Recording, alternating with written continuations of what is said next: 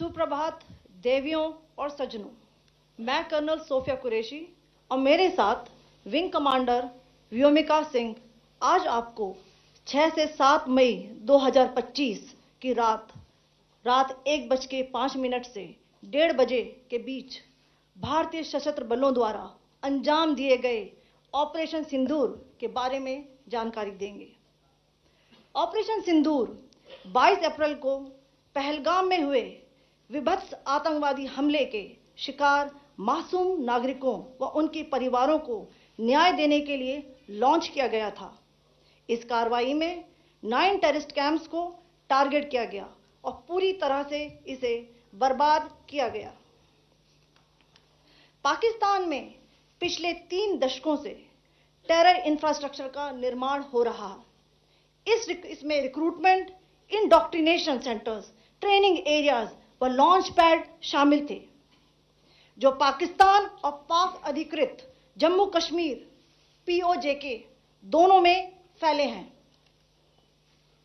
Operation Sindoor was launched by Indian Armed Forces to deliver justice to the victims of Pahalgam terror attack and their families. 9 terrorist camps were targeted and successfully destroyed. Over the last 3 decades, Pakistan has systematically built terror infrastructure.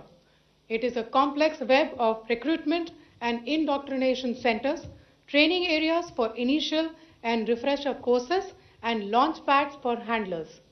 These camps are located both in Pakistan as well as Pakistan-occupied Jammu and Kashmir areas. Some of the well-known training camps are located, as you can see on the screen. They are distributed from Savai Nala in the north, counting to approximately 21, ending at Bhagalpur to the south. इन लक्ष्यों का चयन विश्वसनीय intelligence सूचनाओं के आधार पर हुआ ताकि आतंक गतिविधियों की रीढ़ तोड़ी जा सके, और यह खास ध्यान दिया गया कि निर्दोष नागरिकों और सिविलियन इंस्टॉलेशन को नुकसान न पहुंचे।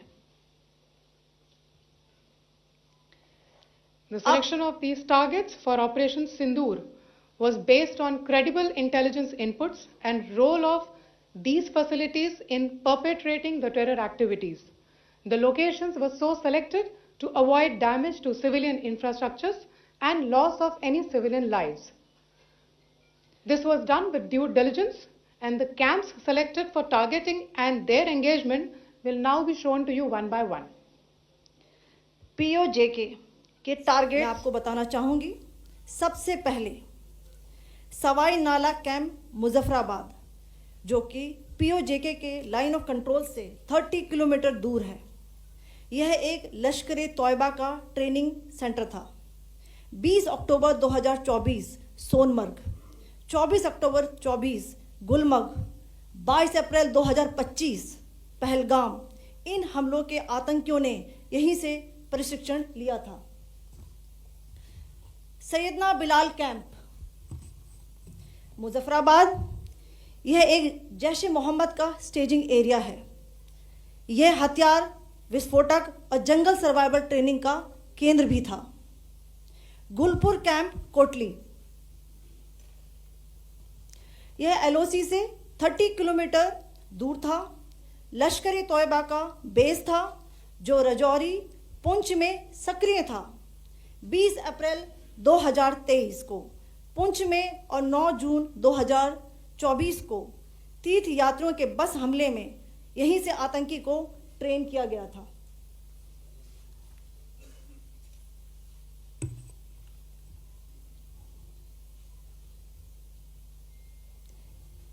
बरनाला कैंप बिंबर, यह LOC से 9 किलोमीटर दूर है। यहाँ पर हथियार, हैंडलिंग, IED व जंगल सर्वाइवल का प्रशिक्षण केंद्र था। अब्बास कैंप कोटली,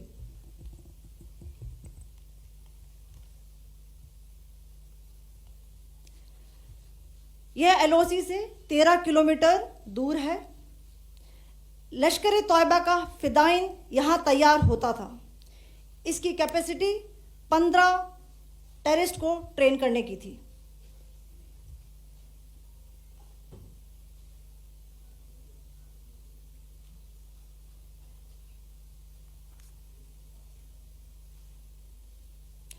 अब मैं पाकिस्तान के अंदर के टारगेट से अवगत कराना चाहूंगी। पहला, सर्जिकल कैंप सियालकोट। यह अंतर्राष्ट्रीय सीमा से 6 किलोमीटर की दूरी पर है, सांबा कठुआ के सामने।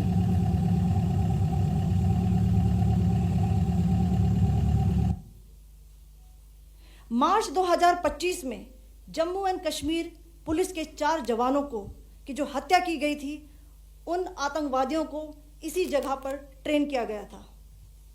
दूसरा, महमूना जाया कैंप सियालकोट। यह 18 से 12 किलोमीटर आईबी से दूर था। हिजबुल मुजाहिदीन का बहुत बड़ा कैंप था। यह कठुआ जम्मू क्षेत्र में आतंक फैलाने का नियंत्रण केंद्र था। पठानकोट एयरफोर्स बेस पर किया गया हमला भी इसी कैंप से प्लान और डायरेक्ट किया गया था। मरकज ताइबा मुरीद के, यह आईबी से 18 से 25 किलोमीटर दूरी पर है। 2008 के मुंबई हमले के आतंकी भी यहीं से प्रशिक्षित हुए थे। अजमल कसब व डेविड हेडली भी यहां ट्रेन हुए थे।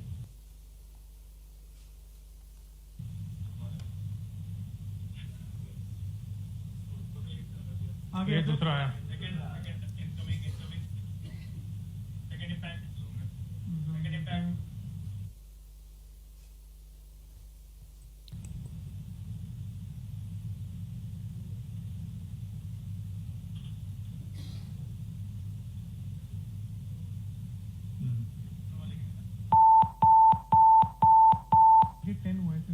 टारगेट 10 हुआ, एंक्लोजर सेम ही है। 7 it is hit the target. हाँ हाँ।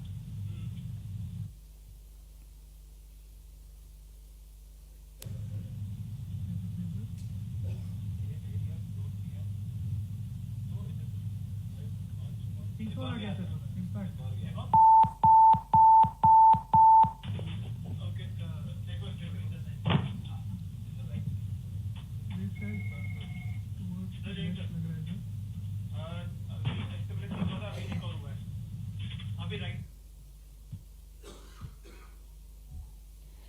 मरकज सुभान अल्लाह भावलपुर, यह इंटरनेशनल बाउंड्री से 100 किलोमीटर दूर है।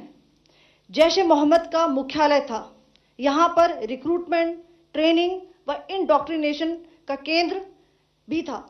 शीर्ष आतंकी अक्सर यहाँ आते थे। मैं आप सबको बताना चाहती हूँ कि किसी भी सैन्य ठिकाने का निशाना नहीं बनाया गया और अभी तक किसी तरह की नागरिक क्षति की रिपोर्ट नहीं है। धन्यवाद। जय Hind. The strike on the terror camps were undertaken through precision capability, as shown to you.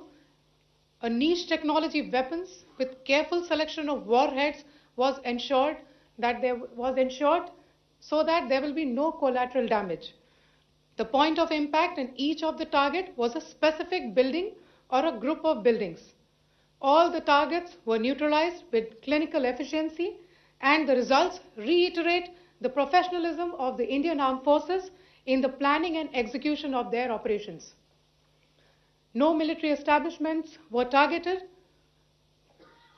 India has demonstrated considerable restraint in its response.